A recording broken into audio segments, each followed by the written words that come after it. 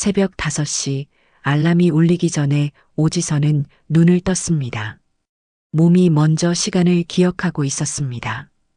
25년 동안 반복해온 습관이었습니다. 지선은 조심스럽게 침대에서 일어났습니다.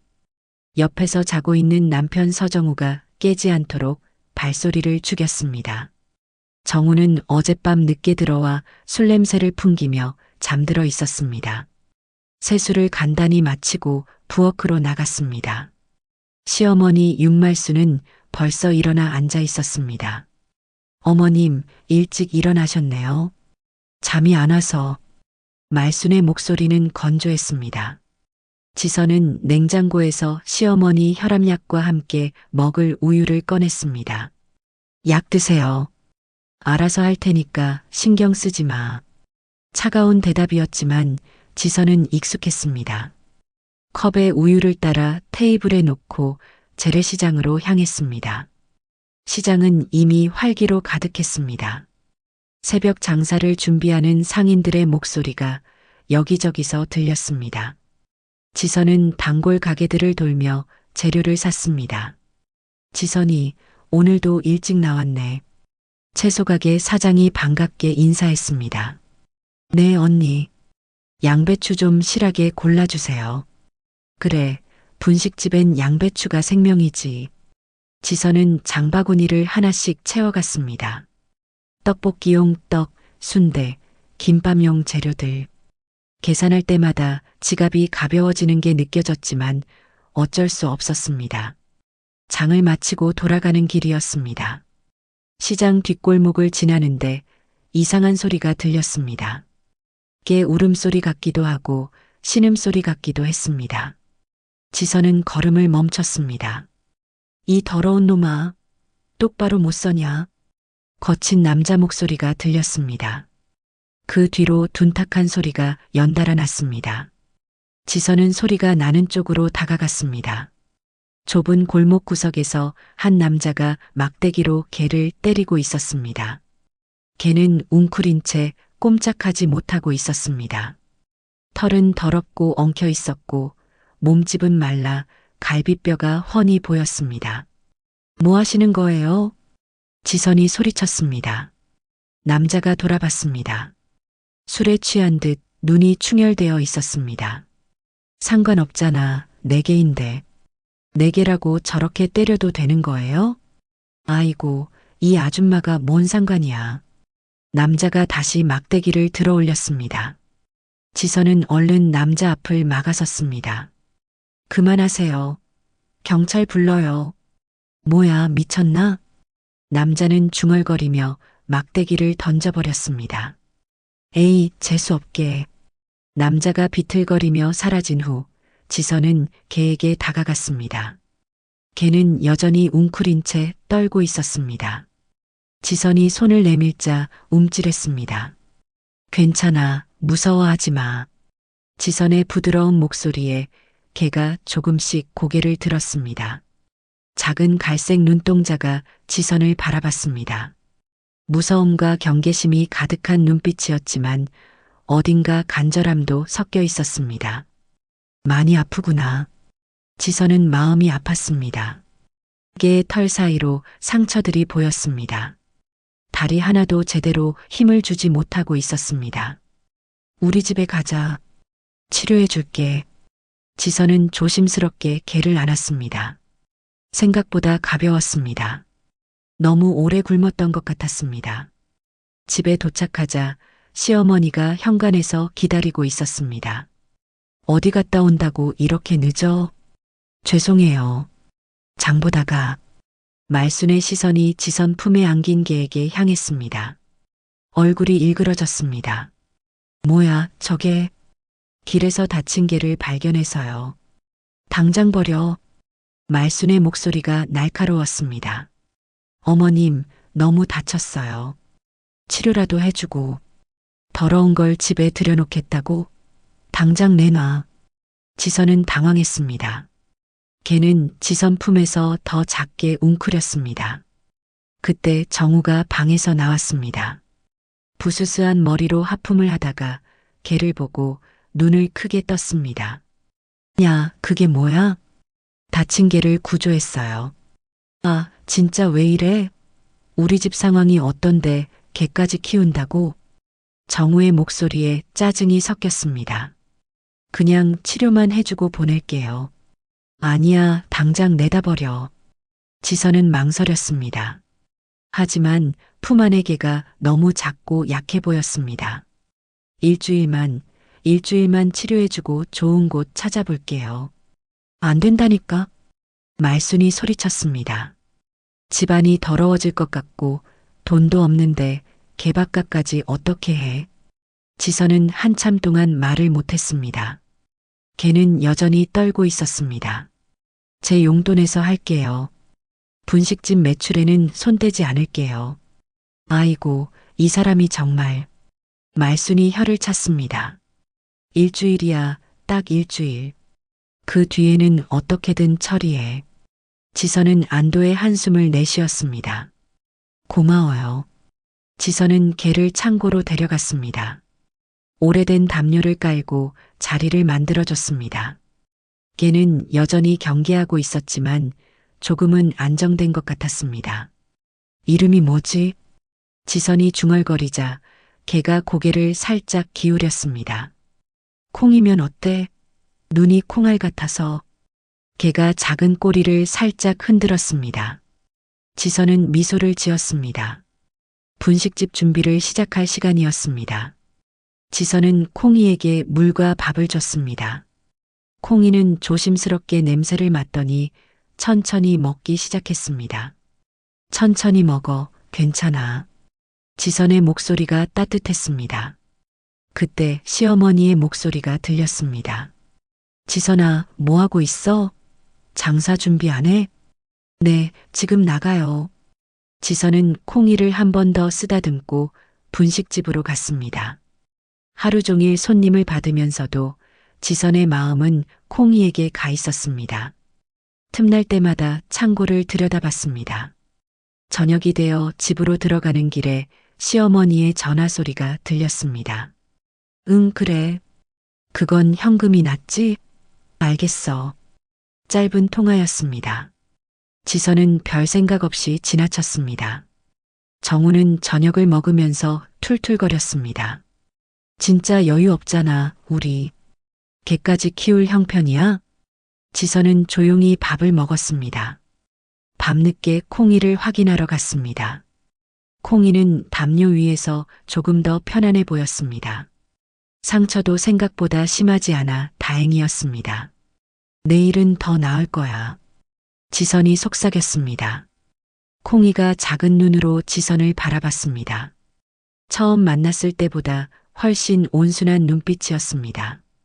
지선은 하루 동안 느꼈던 작은 행복감을 가슴에 품고 잠자리에 들었습니다. 일주일이 흘렀습니다. 콩이의 변화는 놀라웠습니다. 처음 웅크리고 떨기만 하던 모습은 온데간데 없었습니다. 상처도 빠르게 아물고 있었고 털에도 윤기가 돌기 시작했습니다. 지선은 매일 새벽장을 보기 전과 저녁 분식집 문을 닫은 후 콩이와 시간을 보냈습니다. 콩아, 앉아. 지선의 말에 콩이가 엉덩이를 바닥에 붙였습니다. 어머, 진짜 똑똑하네. 지선이 기뻐하며 콩이의 머리를 쓰다듬었습니다. 콩이는 눈을 살며시 감으며 즐거워했습니다. 기다려. 지선이 손바닥을 앞으로 내밀자 콩이는 꼼짝하지 않았습니다. 지선이 몇 걸음 뒤로 물러서도 콩이는 그 자리에 그대로 앉아 있었습니다. 와! 지선의 신호에 콩이가 달려와 지선에게 몸을 부비댔습니다. 우와, 대단해. 지선은 콩이를 꼭 안았습니다. 콩이의 체온이 따뜻하게 전해졌습니다. 분식집에서도 변화가 생겼습니다. 단골 손님들이 콩이 이야기를 하기 시작했습니다. 사장님, 개 키운다면서요? 중년 여성 손님이 떡볶이를 먹으며 물었습니다. 네, 다친 아이를 구조했어요. 어머, 착하시네. 요즘 길고양이나 개들 많이 버려지는데 다른 손님도 관심을 보였습니다. 저희 동네에도 그런 게 있는데 참 안쓰럽더라고요. 그때 배달 라이더 한 명이 분식집 앞에 오토바이를 세웠습니다. 20대 후반으로 보이는 젊은 남자였습니다. 떡볶이 하나 포장이요. 네, 조금만 기다리세요. 지선이 떡볶이를 담으면서 라이더를 힐끗 봤습니다. 새로운 손님 같았습니다. 여기 자주 오세요? 아니요, 처음이에요. 정태인이라고 해요. 정태인은 예의 바른 목소리로 대답했습니다. 이 근처에서 배달이래요. 분식이 맛있다고 해서 와봤어요. 떡볶이가 완성되자 지선이 포장 용기에 담았습니다. 맛있게 드세요. 감사합니다. 정태인이 돈을 내면서 말했습니다. 혹시 개 키우신다고 들었는데 맞나요? 지선이 놀란 눈으로 쳐다봤습니다. 네, 어떻게 아세요? 길에서 우연히 들었어요. 전 동물보호 모임에서 활동하거든요. 정태인의 얼굴이 밝아졌습니다. 혹시 등록은 하셨어요? 칩이랑 등록증요. 지선의 표정이 어두워졌습니다. 아직 못했어요. 꼭 하세요. 나중에 문제 생길 수 있어요. 정태인이 진지하게 말했습니다.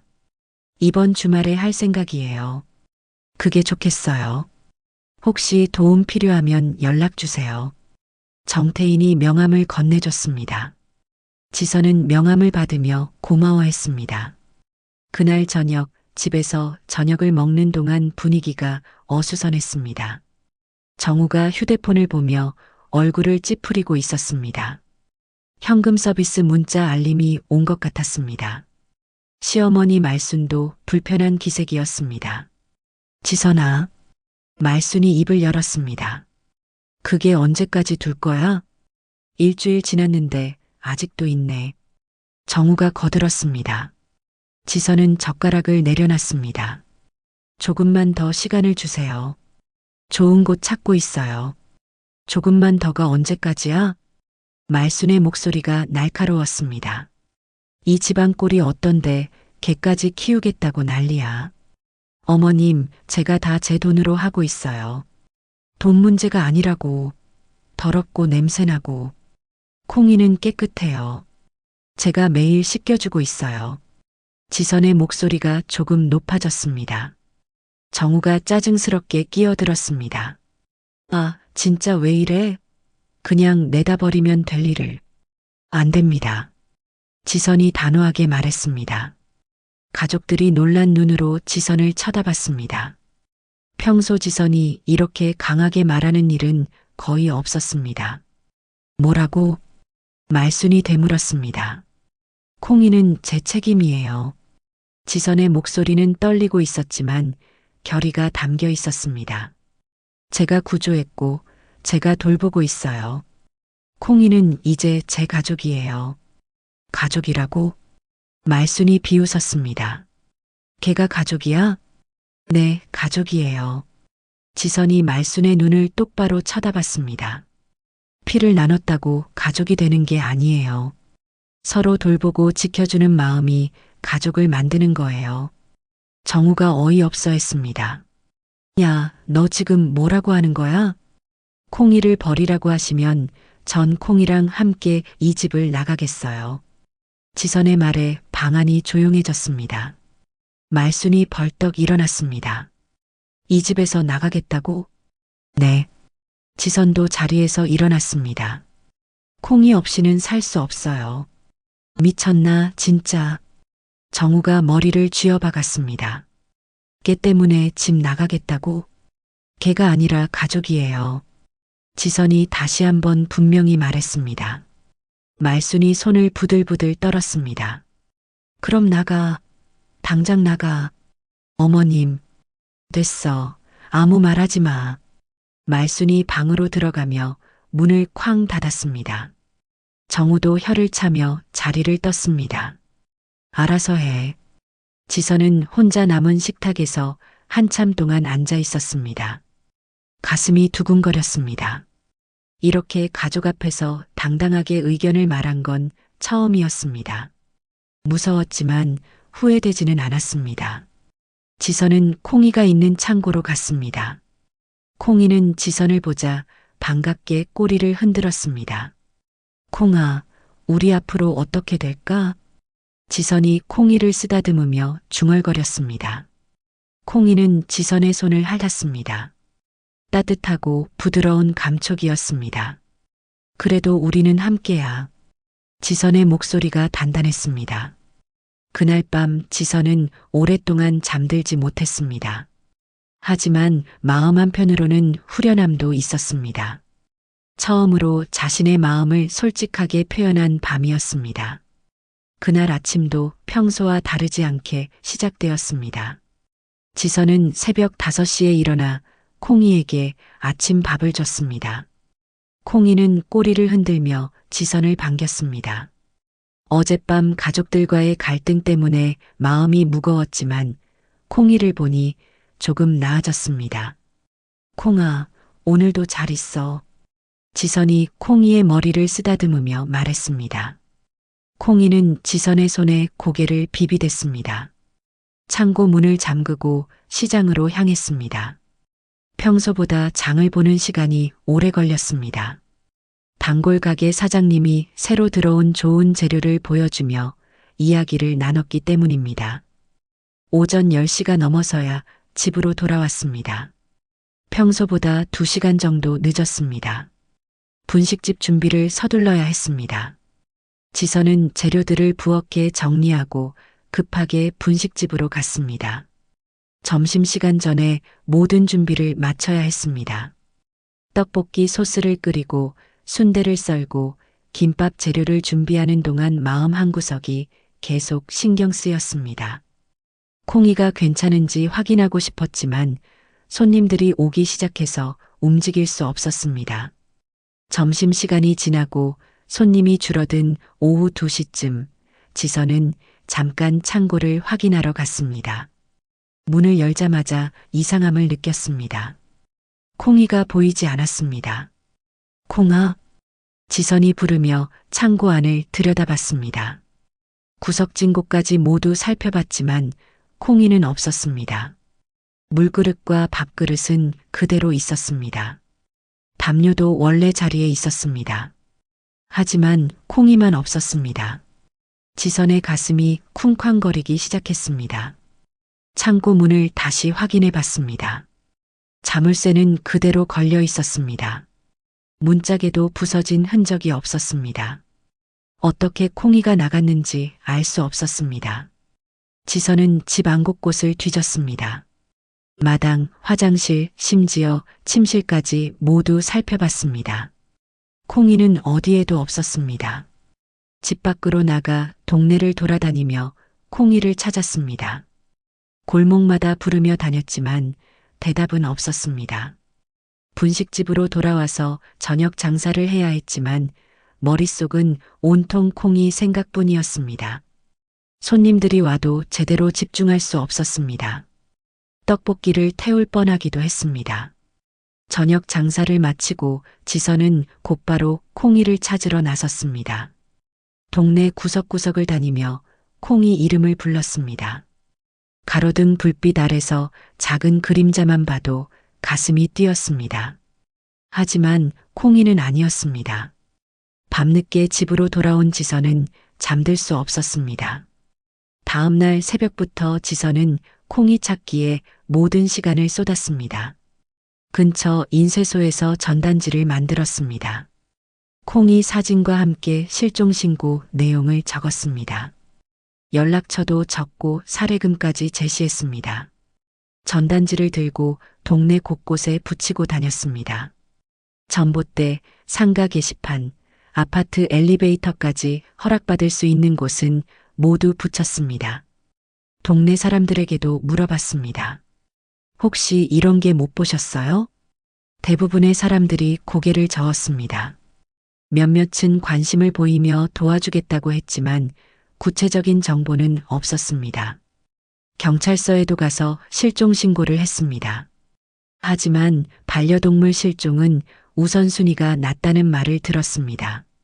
CCTV라도 확인할 수 있을까요? 지선이 간절하게 물었습니다. 개인정보보호법 때문에 함부로 보여드릴 수 없어요. 확실한 증거가 있어야 해요.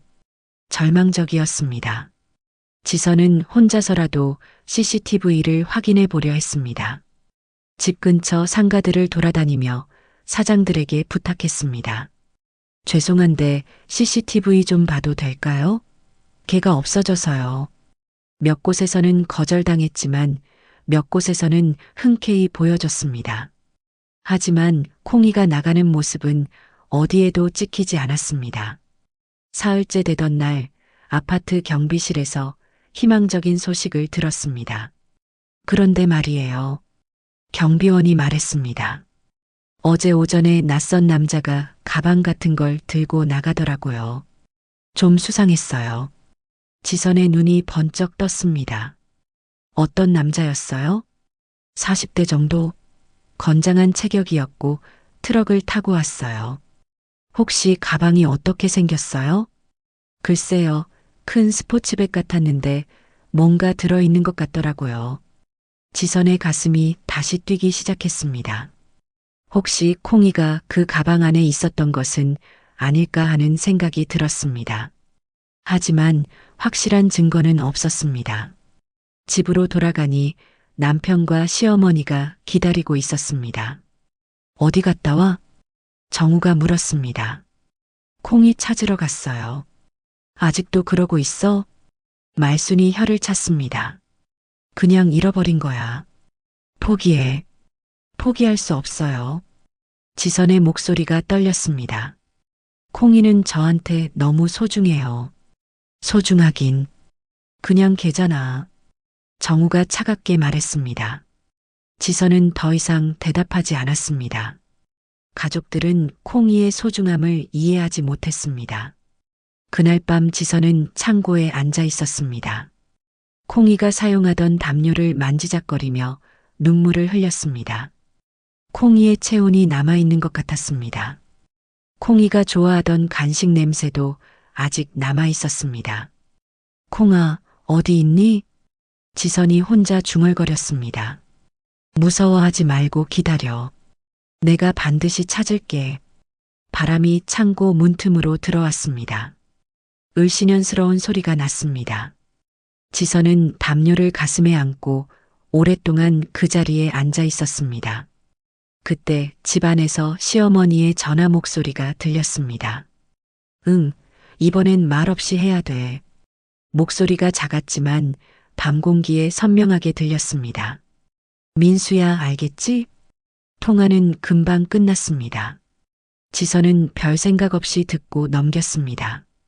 지금은 콩이를 찾는 것 외에는 아무것도 생각할 수 없었습니다. 콩이를 반드시 찾겠다는 다짐만이 지선의 마음을 지탱해주고 있었습니다.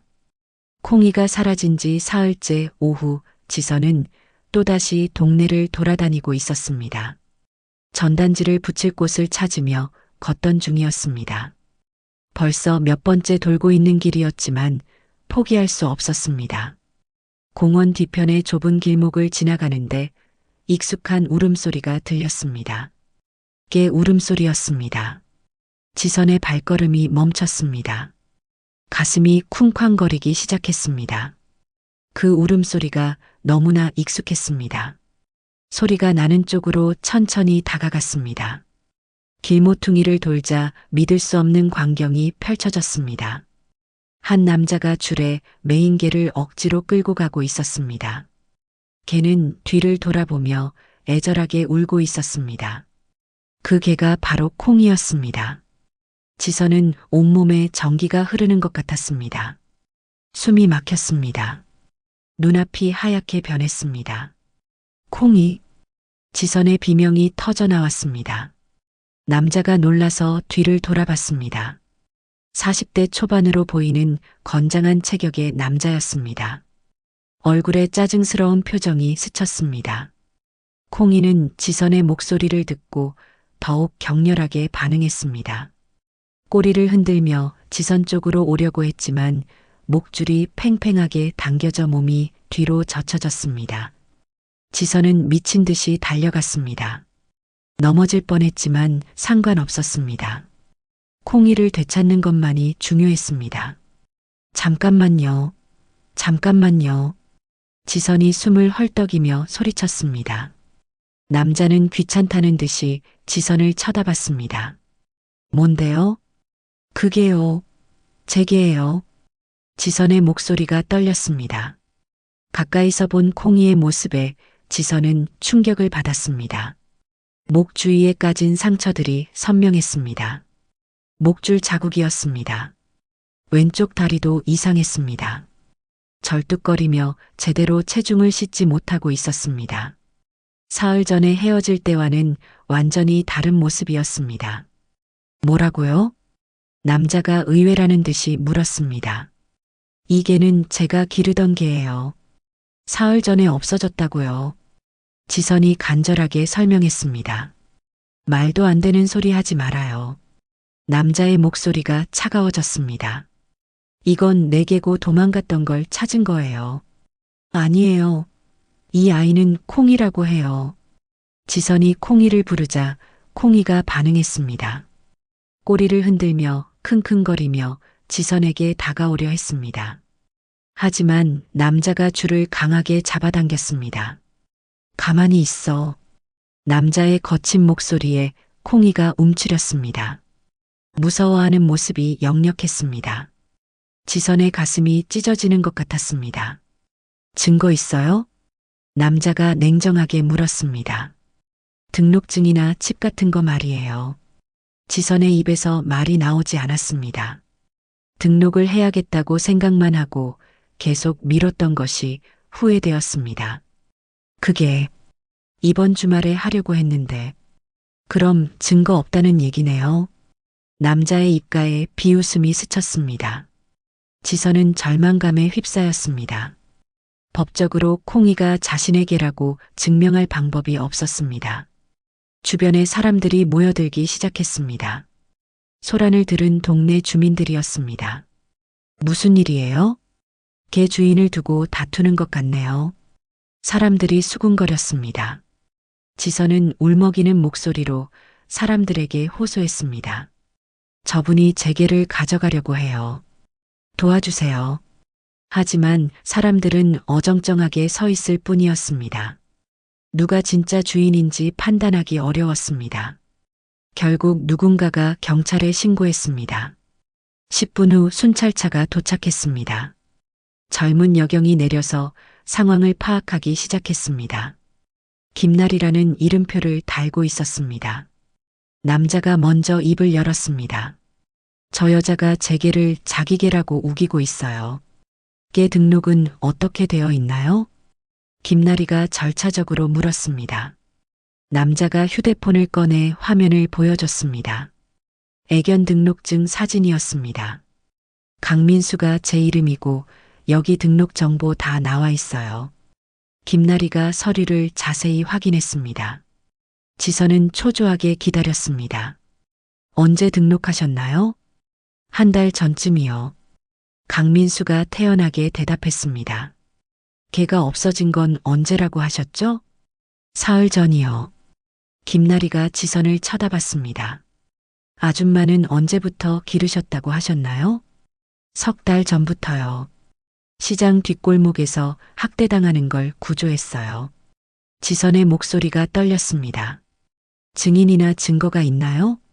지선은 머릿속이 하얗게 되었습니다. 그날을 기억하는 사람들이 있긴 했지만 지금 당장 불러올 수는 없었습니다.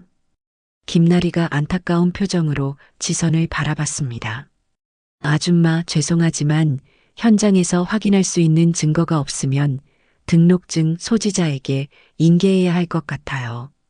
지선의 다리에서 힘이 빠졌습니다. 그때 강민수의 휴대폰이 울렸습니다. 전화를 받으려 하는 순간 화면에 발신자 이름이 잠깐 보였습니다. 윤. 지선은 그 순간을 놓치지 않았습니다. 윤이라는 성씨가 선명하게 보였습니다. 강민수가 몇 걸음 떨어져서 전화를 받았습니다. 네, 말씀하세요. 그게 벌써요? 알겠습니다. 통화는 매우 짧았습니다. 강민수가 돌아오면서 서둘러 말했습니다. 그럼 이제 가봐야겠네요. 김나리가 지선에게 미안하다는 표정으로 말했습니다. 정말 죄송해요. 법적으로는 등록증이 우선이에요. 만약 정말 아줌마개가 맞다면 증거를 준비해서 다시 신고하세요. 지선은 무너져 내리는 기분이었습니다. 콩이가 자신을 바라보는 눈빛에서 절망과 혼란을 읽을 수 있었습니다. 강민수는 콩이를 트럭 뒷좌석에 억지로 밀어 넣었습니다. 콩이는 뒷유리 너머로 지선을 바라보며 낑낑거렸습니다. 그 울음소리가 지선의 가슴을 도려냈습니다. 트럭이 출발하면서 콩이의 모습이 점점 작아졌습니다. 지선은 그 자리에 서서 트럭이 완전히 사라질 때까지 바라봤습니다. 지나가던 사람들도 하나둘 흩어졌습니다. 김나리도 위로의 말을 남기고 떠났습니다. 지선은 혼자 남았습니다. 마음 한구석에서 분노가 타올랐습니다. 무력감과 함께 강한 의지도 생겨났습니다. 이대로 포기할 수는 없었습니다. 반드시 콩이를 되찾겠다고 다짐했습니다. 강민수라는 남자와 윤이라는 성씨. 단서는 적었지만 없지는 않았습니다. 지선은 주먹을 꽉 쥐고 집으로 향했습니다. 진짜 싸움은 이제부터였습니다. 집으로 돌아온 지선은 밤새 잠들 수 없었습니다. 강민수라는 남자의 얼굴이 계속 떠올랐습니다. 콩이를 트럭에 밀어넣던 거친 손길, 콩이가 무서워하며 웅크렸던 모습이 생생했습니다. 다음 날 아침 지선은 분식집을 열었지만 정신이 없었습니다. 손님들과 대화도 제대로 하지 못했습니다. 점심시간이 되자 정태인이 나타났습니다. 며칠 전 동물보호 모임 이야기를 했던 배달 라이더였습니다. 사장님, 어떻게 지내세요? 정태인이 밝게 인사했습니다. 안녕하세요. 지선의 목소리가 힘없었습니다. 정태인은 지선의 표정을 보고 뭔가 이상함을 눈치챘습니다. 혹시 무슨 일 있으세요? 개 등록은 하셨고요? 그 말에 지선의 눈에 눈물이 맺혔습니다. 콩이가 없어졌어요. 지선이 떨리는 목소리로 어제 있었던 일을 설명했습니다. 강민수라는 남자가 콩이를 가져간 일 등록증 때문에 어쩔 수 없었던 일까지 모두 말했습니다. 정태인의 표정이 심각해졌습니다. 강민수요? 그 사람 이름을 확실히 기억하세요? 네, 경찰 앞에서 직접 말했어요. 정태인이 잠시 생각에 잠겼습니다. 혹시 그 사람 40대 초반의 건장한 체격이었나요? 네, 맞아요. 아세요? 저희 동물보호 모임에서 그 사람 소문 들은 적 있어요. 정태인의 목소리가 낮아졌습니다. 브로커라는 얘기가 있었거든요. 지선의 눈이 커졌습니다. 브로커요? 개들을 불법으로 사고 파는 사람이요. 확실하지는 않지만 의심스러운 활동을 한다는 제보가 몇 번 있었어요. 지선의 가슴이 뛰기 시작했습니다. 그럼 콩이를 일단 우리 모임 사람들에게 알아볼게요. 혼자서는 위험하니까 같이 움직이는 게 좋겠어요. 정태인이 진지하게 말했습니다. 그날 저녁 정태인은 동물보호 모임 회원 2명과 함께 분식집에 왔습니다. 30대 초반의 여성과 20대 후반의 남성이었습니다. 강민수 맞는 것 같아요. 여성 회원이 휴대폰 화면을 보여줬습니다. 작년에 찍힌 사진인데 사장님이 말씀하신 분과 같나요? 지선이 사진을 자세히 봤습니다. 분명히 어제 본 그 남자였습니다. 맞아요, 이 사람이에요. 그럼 확실하네요. 남성 회원이 말했습니다. 이 사람 외곽에 창고 같은 곳 임대해서 쓰고 있다는 정보가 있어요. 정태인이 지도를 펼쳤습니다. 여기 이 근처일 거예요. 내일부터 미행해 볼까요? 지선은 두려웠지만 동시에 희망이 생겼습니다. 혼자가 아니라는 사실이 든든했습니다. 다음 날부터 본격적인 추적이 시작되었습니다. 정태인과 동료들은 교대로 강민수의 집 근처에서 대기했습니다. 지선도 분식집 일을 마치고 합류했습니다. 이틀째 되는 날 드디어 강민수가 나타났습니다. 오후 3시쯤 트럭을 타고 나온 강민수를 정태인이 오토바이로 뒤따랐습니다. 지선은 다른 회원의 차에 동승했습니다. 강민수는 시내를 벗어나 외곽으로 향했습니다. 산업단지 근처의 한적한 곳이었습니다. 트럭이 낡은 창고 앞에 멈췄습니다. 창고 옥상에는 비닐하우스 같은 구조물이 있었습니다. 저기가 아지트인 것 같네요. 정태인이 망원경으로 관찰하며 말했습니다. 강민수가 트럭에서 큰 케이지 여러 개를 내렸습니다. 케이지 안에서 개들의 울음소리가 들렸습니다. 지선의 가슴이 철렁했습니다. 콩이도 저 케이지 중 하나에 있을지도 몰랐습니다. 영상 찍어야겠어요. 여성 회원이 핸드폰을 꺼내 녹화를 시작했습니다. 강민수는 케이지들을 창고 안으로 옮겼습니다. 작업하는 동안 휴대폰으로 통화를 했습니다. 네, 도착했어요. 예, 예정대로 진행하겠습니다.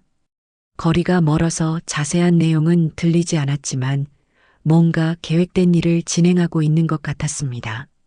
작업을 마친 강민수가 다시 트럭에 올랐습니다. 이번에는 빈 트럭으로 다른 곳으로 향했습니다. 일단 여기 위치는 확인했네요. 정태인이 말했습니다. 경찰에 신고할 증거는 더 필요할 것 같아요.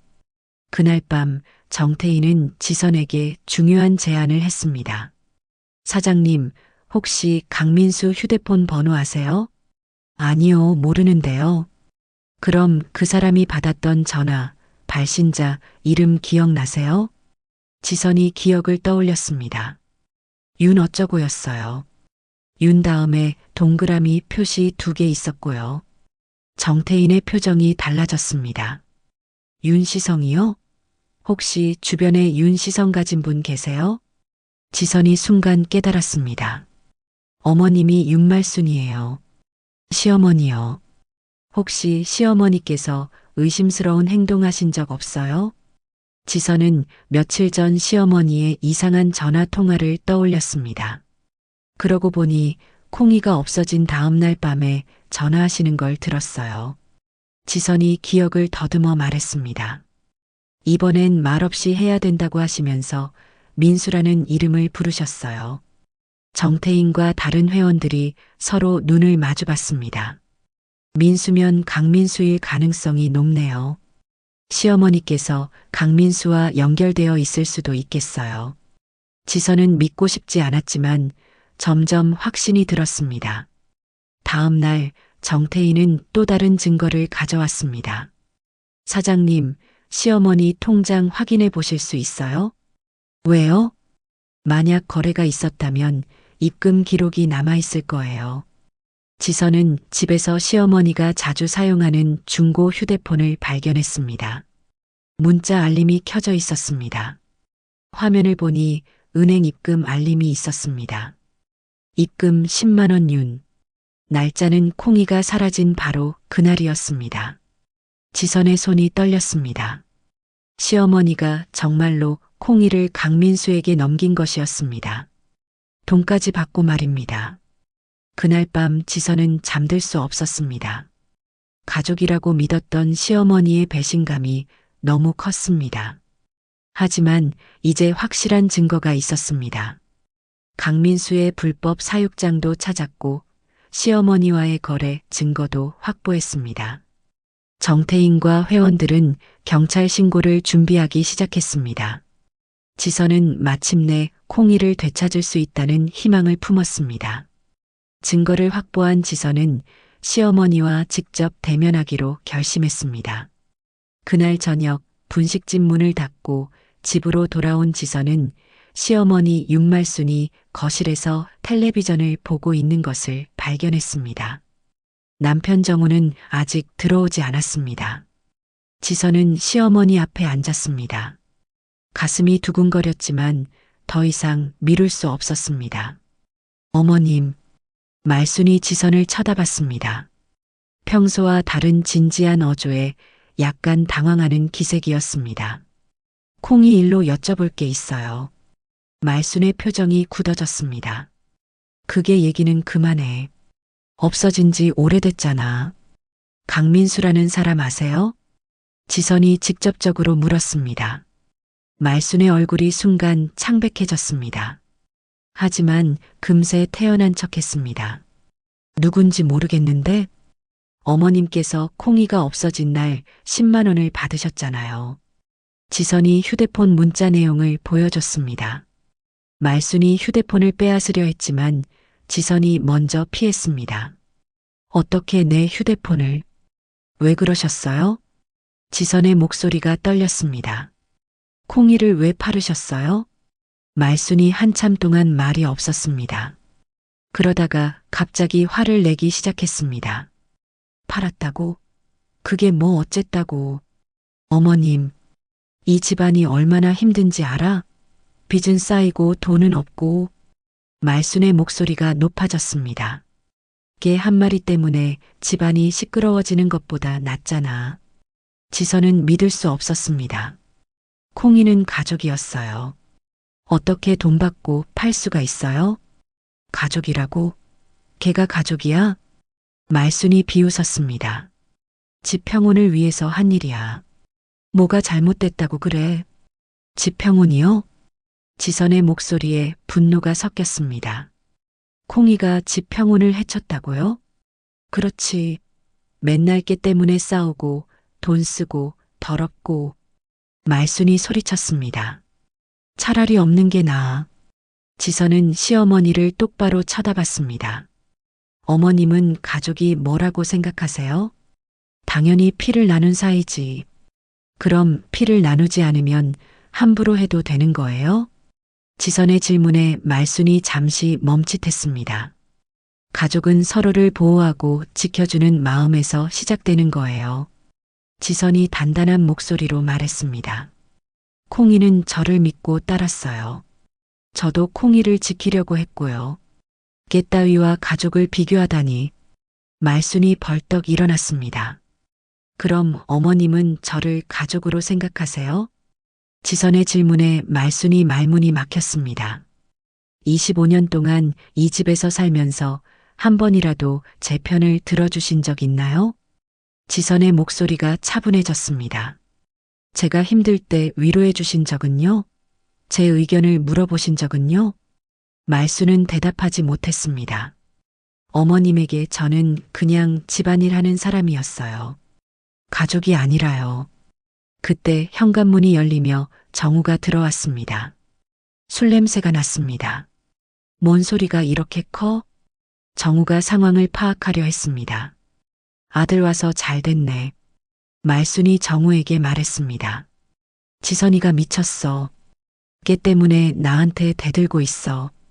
정우가 지선을 쳐다봤습니다. 뭐 때문에 그래? 콩이를 어머님이 강민수한테 팔았어요. 지선이 차분히 설명했습니다. 돈까지 받고요.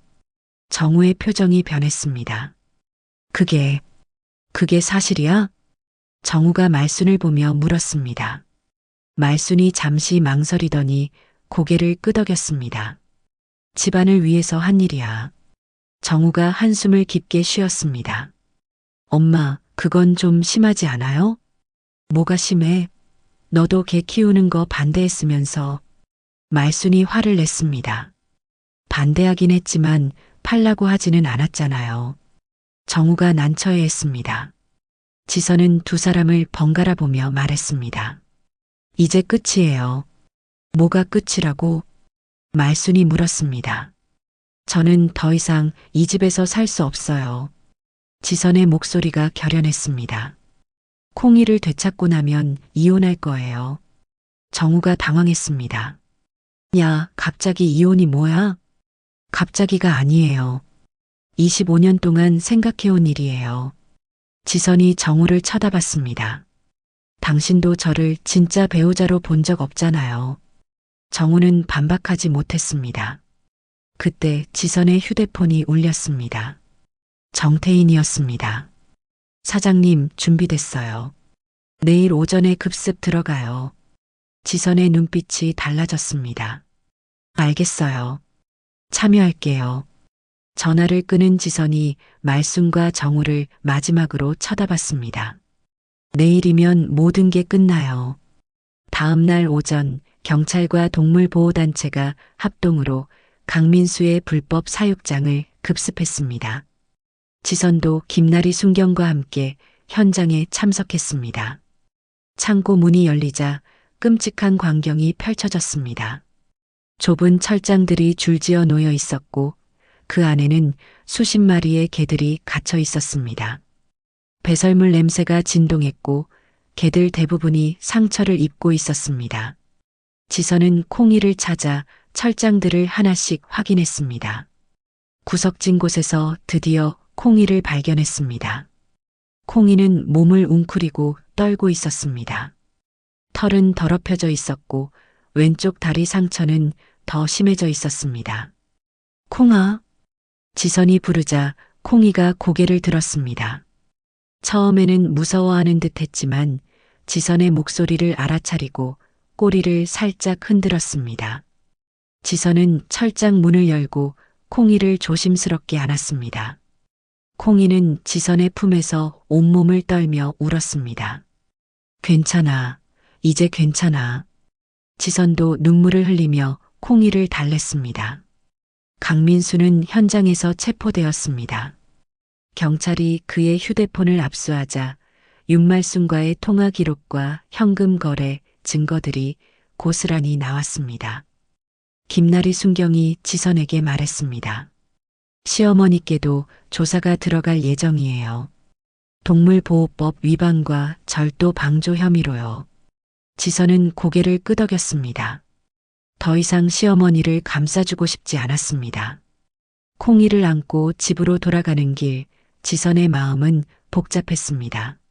상처받고 고통받은 콩이에 대한 미안함과 분노, 그리고 가족들과의 결별에 대한 두려움이 뒤섞여 있었습니다. 하지만 무엇보다 콩이를 되찾았다는 안도감이 가장 컸습니다. 이제 진짜 새로운 시작을 할 때였습니다. 급습 이후 일주일이 지났습니다. 콩이는 동물병원에서 치료를 받고 서서히 회복되고 있었습니다. 왼쪽 다리 상처는 생각보다 심했지만 완치 가능하다는 진단을 받았습니다. 지선은 콩이와 함께 임시로 작은 원룸을 얻어 지내고 있었습니다. 그날 오후 김나리 순경에게서 연락이 왔습니다. 사장님, 경찰서에 한번 오실 수 있을까요? 지선은 콩이를 정태인에게 맡기고 경찰서로 향했습니다. 김나리가 지선을 맞으며 설명했습니다. 강민수 조사가 끝났어요. 동물보호법 위반과 불법 사육장 운영으로 기소될 예정이고요. 지선은 고개를 끄덕였습니다. 시어머니는 어떻게 되나요? 윤말순 씨는 동물보호법 위반 방조와 절도 방조로 참고인 조사를 받으셨어요. 김나리가 서류를 넘기며 말했습니다. 처벌을 원하시는지 의사를 확인해야 해서 연락드린 거예요. 지선은 잠시 망설였습니다. 시어머니에 대한 분노는 여전했지만 처벌보다는 앞으로의 삶이 더 중요했습니다. 처벌은 원하지 않아요. 확실하세요? 네. 다만 더 이상 연락하지 않겠다는 조건으로요. 김나리가 지선의 의사를 기록했습니다. 그리고 강민수가 운영하던 사육장의 다른 개들은 어떻게 되나요? 동물보호단체에서 치료 후 입양을 진행할 예정이에요. 정태인 씨 모임에서 많이 도와주고 계세요. 지선은 안도의 한숨을 내쉬었습니다. 경찰서를 나온 지선은 변호사 사무실로 향했습니다. 이혼 절차를 진행하기 위해서였습니다. 변호사와의 상담에서 지선은 재산 분할에 대해 논의했습니다. 분식집 지분과 집 지분을 어떻게 하실 건가요? 분식집은 제가 가져가고 싶어요. 집은 남편이 가져가도 돼요. 지선의 결정은 확고했습니다. 남편분과 합의가 될까요? 될 거예요. 남편도 원만하게 정리하고 싶어 할 거예요. 실제로 정우와의 이혼 협의는 예상보다 순조로웠습니다. 정우는 지선의 결정을 받아들였습니다. 죄책감도 있었고 더 이상 지선을 붙잡을 명분도 없었습니다. 미안해. 정우가 이혼 서류에 서명하며 말했습니다. 나도 좋은 남편 못 됐다는 거 알아. 지선은 담담하게 대답했습니다. 서로 맞지 않았던 것 같아요. 앞으로는 각자 행복하게 살아요. 재산 분할 협의도 무난하게 끝났습니다. 지선은 분식집과 약간의 현금을 가져갔고 정우는 집과 나머지 재산을 가져갔습니다. 이혼 절차가 완료된 후 지선은 새로운 삶을 설계하기 시작했습니다. 분식집 옆에 있던 작은 창고를 개조하기로 결정했습니다. 정태인과 동물보호 모임 회원들이 도와주었습니다. 여기를 어떻게 쓸 생각이세요? 정태인이 창고 안을 둘러보며 물었습니다. 유기견들이 임시로 머물 수 있는 공간으로 만들고 싶어요. 지선의 눈이 반짝였습니다. 분식집 운영하면서 동시에 작은 보호소 역할도 하는 거예요. 좋은 아이디어네요. 사람들이 밥 먹으러 와서 개들도 보고 회원들이 적극적으로 도와주었습니다. 벽을 새로 칠하고 개들이 머물 수 있는 깨끗한 공간을 만들었습니다. 작은 운동장도 만들었습니다. 창고 개조에는 한 달이 걸렸습니다. 그동안 콩이는 완전히 회복되었습니다. 왼쪽 다리도 거의 정상으로 돌아왔고 털에도 윤기가 다시 돌았습니다. 무엇보다 콩이의 눈빛이 달라졌습니다. 두려움 대신 안정감이 자리 잡았습니다. 개조가 끝난 날 지선은 새로운 간판을 달았습니다. 콩분식 앤 쉼터. 간단하지만 의미가 담긴 이름이었습니다. 첫 번째 임시보호견도 들어왔습니다. 길에서 구조된 노견 한 마리였습니다. 정태인이 데려온 아이였습니다. 이름은 뭐로 할까요? 달구는 어때요? 달처럼 온순하고 구름처럼 부드러워 보여서 지선이 노견의 머리를 쓰다듬으며 말했습니다. 달구는 처음에는 경계했지만 며칠 후 지선에게 마음을 열었습니다. 분식집 손님들도 변화를 긍정적으로 받아들였습니다. 사장님, 여기 개들 보니까 마음이 편해져요. 단골 손님이 말했습니다. 우리 애도 강아지 갖고 싶다고 하는데 여기서 입양할 수 있나요? 물론이에요. 좋은 가정 찾아서 보내드려요. 지선의 목소리에 활기가 넘쳤습니다. 첫 달에 달구를 포함해 3마리의 개가 새 가정을 찾았습니다. 지선은 입양 후에도 꾸준히 안부를 확인했습니다. 입양 가정과도 좋은 관계를 유지했습니다. 동물보호 모임과의 협력도 활발해졌습니다. 주말마다 입양 행사를 열었고 반려동물 등록 캠페인도 진행했습니다. 김나리 순경도 가끔 들러서 도움을 주었습니다. 사장님 보니까 정말 달라지셨네요. 김나리가 미소를 지으며 말했습니다. 예전에는 힘들어 보이셨는데 지금은 정말 행복해 보여요. 지선도 웃었습니다. 저도 그렇게 느껴요. 처음으로 제가 원하는 일을 하고 있거든요. 저녁 무렵 지선은 콩이와 함께 쉼터를 돌아봤습니다. 현재 임시보호 중인 개 2마리가 편안하게 쉬고 있었습니다. 콩이는 다른 개들과도 잘 어울렸습니다. 마치 이곳의 대장 같은 역할을 했습니다. 콩아, 우리 잘하고 있는 것 같지? 지선이 콩이에게 물었습니다. 콩이는 꼬리를 흔들며 지선의 손을 핥았습니다. 그날 밤 지선은 오랜만에 깊이 잠들었습니다. 불안하고 무서웠던 지난 날들이 이제는 먼 과거처럼 느껴졌습니다. 콩이와 함께 만들어가는 새로운 일상이 지선에게는 가장 큰 행복이었습니다. 자신만의 공간에서 자신이 사랑하는 일을 하며 살아가는 것. 지선은 마침내 진정한 자유를 찾았습니다. 봄바람이 부는 어느 화창한 오후였습니다. 콩분식 앤 쉼터 앞마당에서는 작은 행사가 열리고 있었습니다. 반려동물 등록 캠페인과 입양 행사를 겸한 축제였습니다. 지선은 앞치마를 두른 채 분식을 준비하고 있었습니다. 얼굴에는 1년 전과는 완전히 다른 밝은 미소가 떠올라 있었습니다. 콩아, 이리 와. 지선이 부르자 콩이가 달려왔습니다. 콩이의 털은 윤기가 흘렀고 걸음걸이도 완전히 정상이었습니다. 무엇보다 눈빛이 자신감에 차 있었습니다. 앉아. 콩이가 즉시 엉덩이를 바닥에 붙였습니다. 기다려. 콩이는 꼼짝하지 않고 지선을 바라봤습니다. 와. 지선의 신호에 콩이가 달려와 앞발을 들고 서서 지선을 안았습니다. 구경하던 아이들이 박수를 쳤습니다. 우와, 정말 똑똑해요. 저희도 강아지 키우고 싶어요. 지선은 아이들에게 다가가 설명했습니다. 개를 키우려면 정말 많은 책임이 따라요.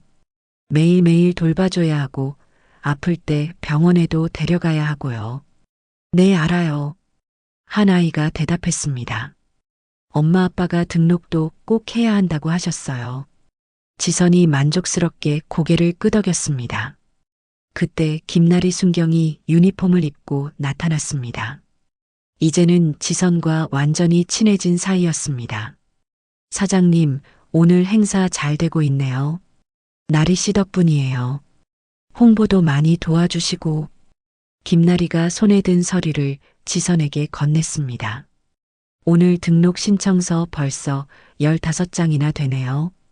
정말 좋은 일이에요. 처음에 저도 등록을 안 했다가 큰 위기를 겪었거든요. 지선이 웃으며 말했습니다. 그 경험이 지금 이런 좋은 일로 이어진 거죠. 김나리도 콩이를 쓰다듬으며 말했습니다. 콩이가 정말 달라졌어요.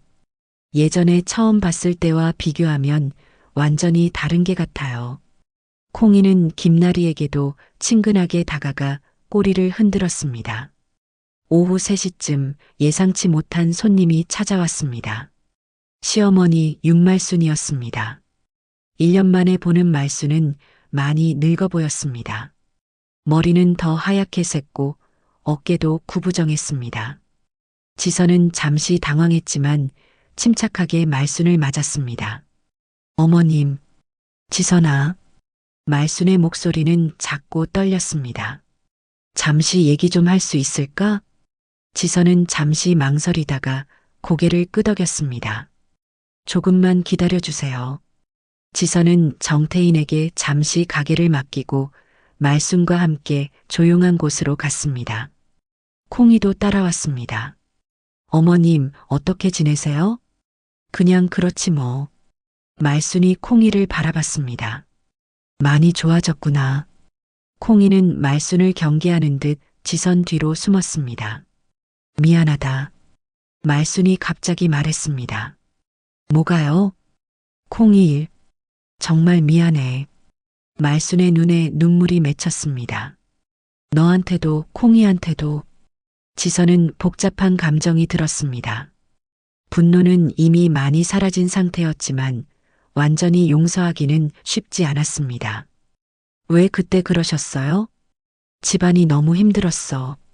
빚도 있고 정우도 힘들어하고. 말순이 한숨을 쉬었습니다. 그냥 모든 게 다 귀찮고 짜증났어.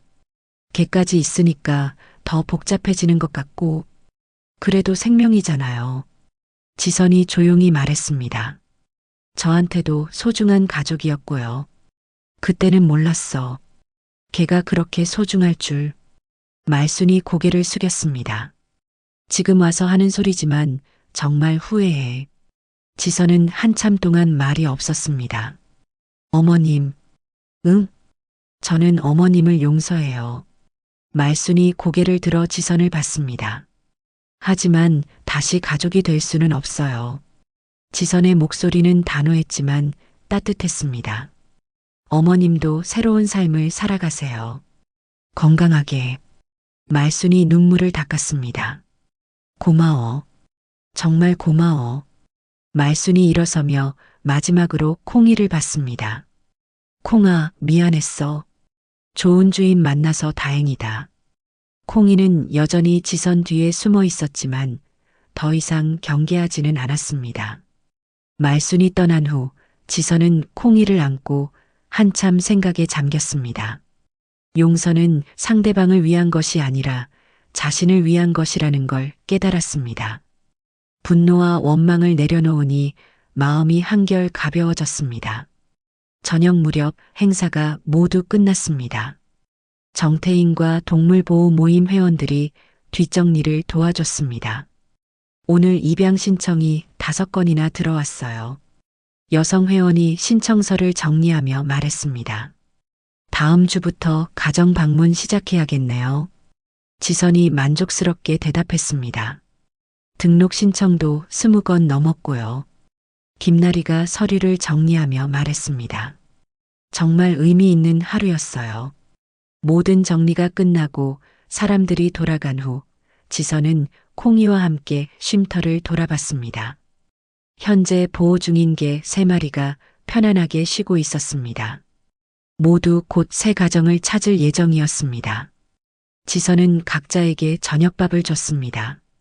개들은 꼬리를 흔들며 지선을 반겼습니다. 마지막으로 콩이에게 밥을 줄 차례였습니다.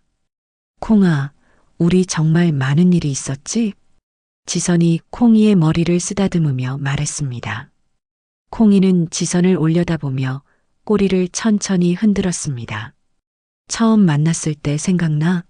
시장 뒷골목에서 콩이가 지선의 손을 살짝 핥았습니다. 그때는 우리 둘 다 무서웠는데 지금은 이렇게 많은 친구들과 함께 살고 있어. 지선이 쉼터 안을 둘러봤습니다. 벽에는 입양 보낸 개들의 사진이 가득 붙어 있었습니다. 새 가정에서 행복하게 지내는 모습들이었습니다. 우리가 도운 아이들이 모두 행복하게 살고 있어. 지선의 목소리에 뿌듯함이 묻어났습니다. 콩이는 밥을 다 먹고 지선 옆에 앉았습니다. 콩아, 가족이 뭔지 알아? 지선이 콩이와 눈을 맞추며 물었습니다. 혈연이 아니라 서로를 지키겠다고 약속하는 마음이 우리를 가족으로 만드는 거야. 콩이가 지선의 무릎에 턱을 기댔습니다. 우리처럼 말이야. 지선은 콩이를 부드럽게 안았습니다. 밖에서는 봄바람이 불어와 창문을 살짝 흔들었습니다. 따뜻하고 부드러운 바람이었습니다. 지선은 콩이와 함께 앉아 창밖을 바라봤습니다. 내일도 새로운 하루가 시작될 것이었습니다. 분식집에서 손님들을 맞고 쉼터에서 개들을 돌보고 새로운 가정을 찾아주는 일상이 계속될 것이었습니다. 지선에게는 그 평범한 일상이 가장 큰 행복이었습니다. 혼자가 아니라는 것, 사랑하는 존재와 함께라는 것, 그리고 의미 있는 일을 하고 있다는 것. 지선은 처음으로 자신의 삶을 온전히 사랑하게 되었습니다. 콩이도 지선의 품에서 편안하게 잠들어갔습니다. 두 가족의 새로운 이야기가 매일매일 계속되고 있었습니다. 시청해 주셔서 감사합니다.